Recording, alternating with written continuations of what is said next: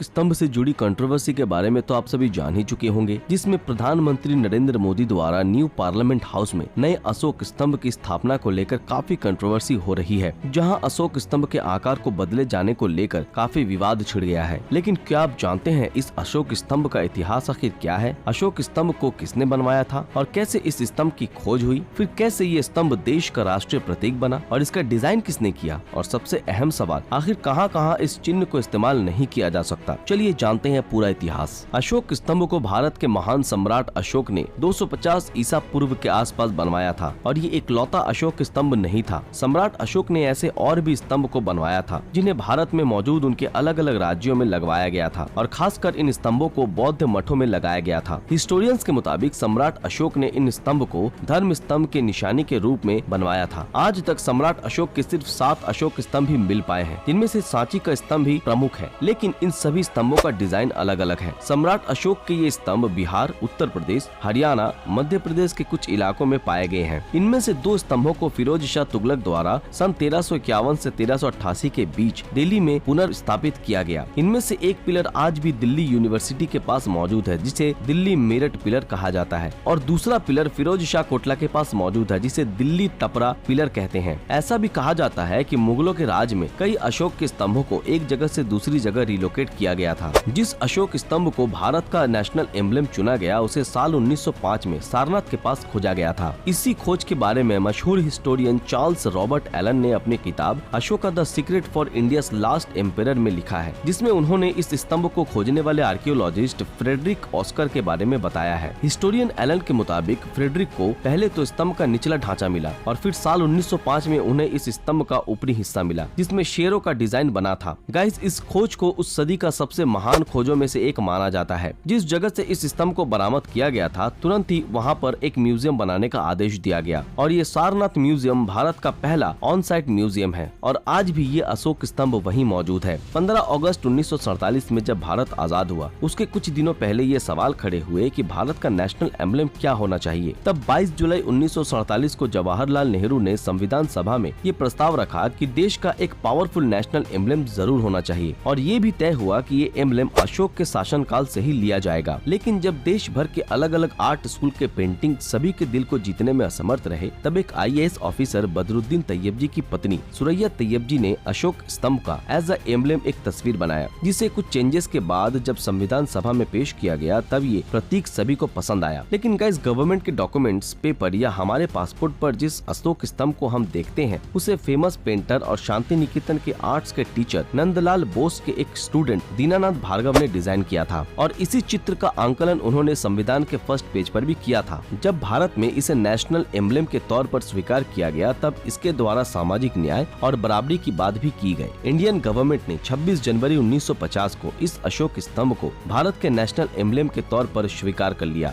Guys, अब अशोक स्तंभ से जुड़े कानूनों के बारे में भी बताते हैं। अशोक स्तंभ का इस्तेमाल सिर्फ संवैधानिक पदों पर बैठे शख्स ही कर सकते हैं। इसमें भारत के राष्ट्रपति, उपराष्ट्रपति, प्रधानमंत्री, केंद्रीय मंत्री, राज्यपाल, उपराज्यपाल, न्यायपालिका और गवर्नमेंट सेक्टर के उच्च अधिकारी शामिल हैं। लेकिन रिटायर होने के बाद कोई भी एक्स गवर्नमेंट ऑफिसर या एक्स मिनिस्टर बिना ऑर्डर के इस एम्बलम का इस्तेमाल नहीं कर सकता। इस लॉ के मुताबिक अगर कोई आम नागरिक अशोक स्तंभ का इस्तेमाल करता है तो उसे 2 साल की जेल और 5,000 रुपए तक का जुर्माना हो सकता है। अगर ये वीडियो आप लोगों को पसंद आया तो इस वीडियो को लाइक और ज्यादा से ज्यादा शेयर जरूर